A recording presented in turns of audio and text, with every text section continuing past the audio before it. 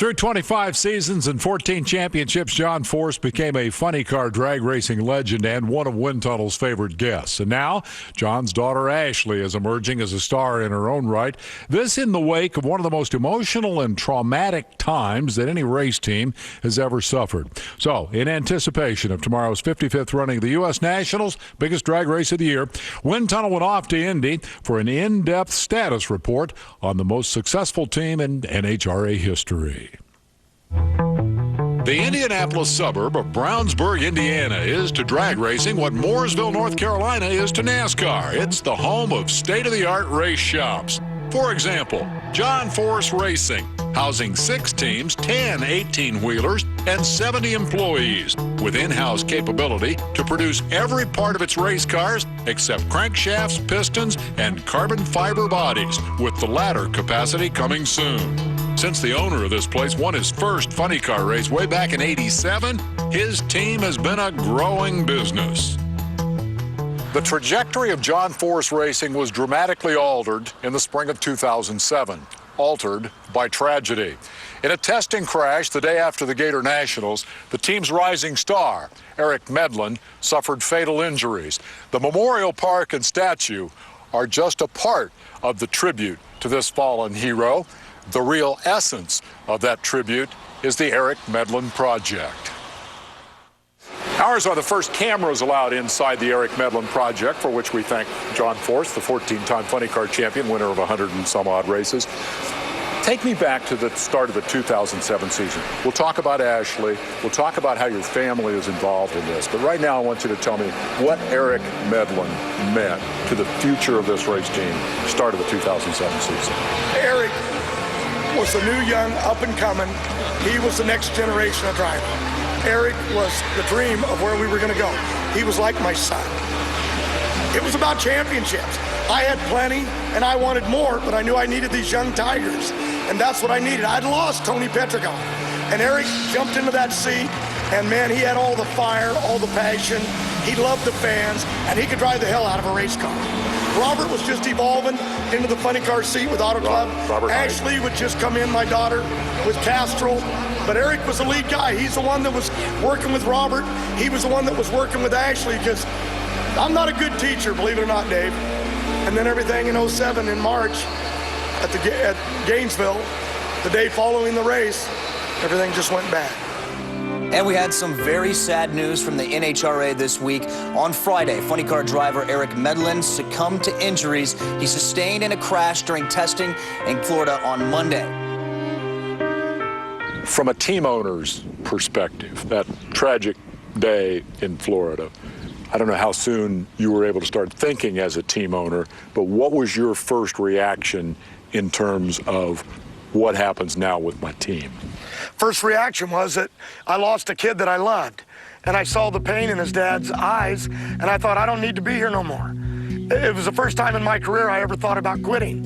And then I looked out there at Ashley, who's that little girl of mine that used to ride a tricycle, is sitting in that 8,000 horsepower car looking at me like, you said it wouldn't hurt me. And then her mom said, it's time to get out of here. This doesn't make any sense. We've got enough money. We've done great over all these years. Let's pack it in and go home. But it didn't make sense because we lost the kid. And we could just gonna walk out and say it's over? No, so we dug in our pockets. Everybody did. In your mind, when did it start to come together to say, okay, here's what we need to do?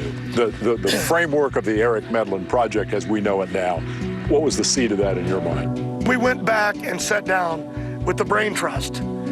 John Medlen, Coyle, Bernie, Proc, everybody.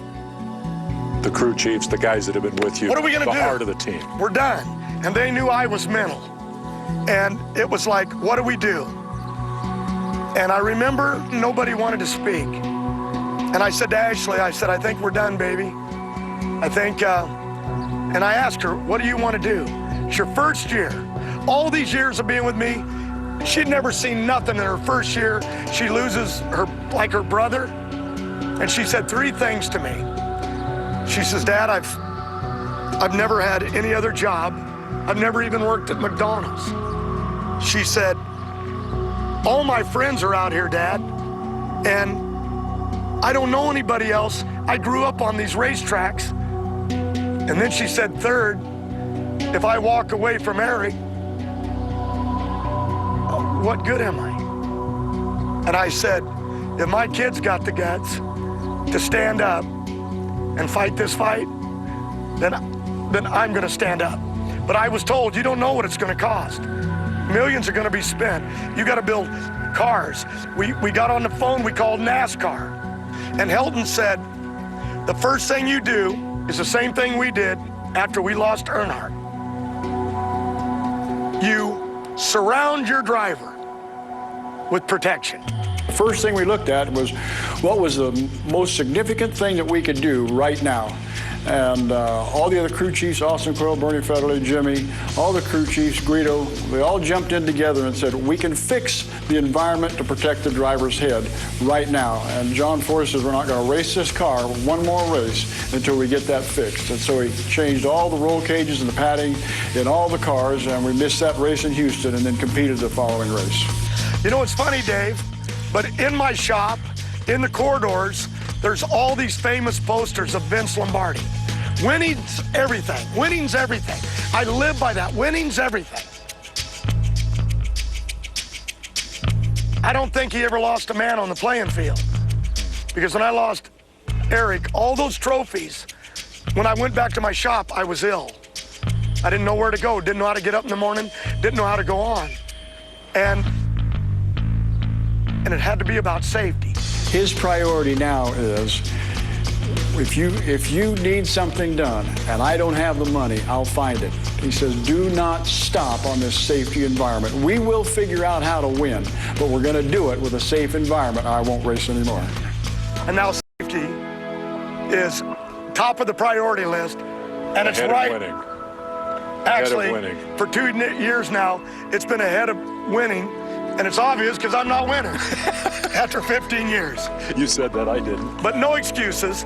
We're back on track. But it had to go side by side, winning and safety. And that's where we'll go from now on, as long as I got money, as long as I have life, as the dream makes sense for that kid's name. If God would grant him a day or an hour back on this planet, and they said, you can do anything you want to do, he would walk up to me and say, I can do anything I want to do, Dad. He says, the car's safe? And I'd have to say, yes, it is. And he'd get in it and then make that lap down the racetrack. So as we go along with all this, the safety aspect, I'm going to do everything I can to be sure that Eric didn't spend his life in vain.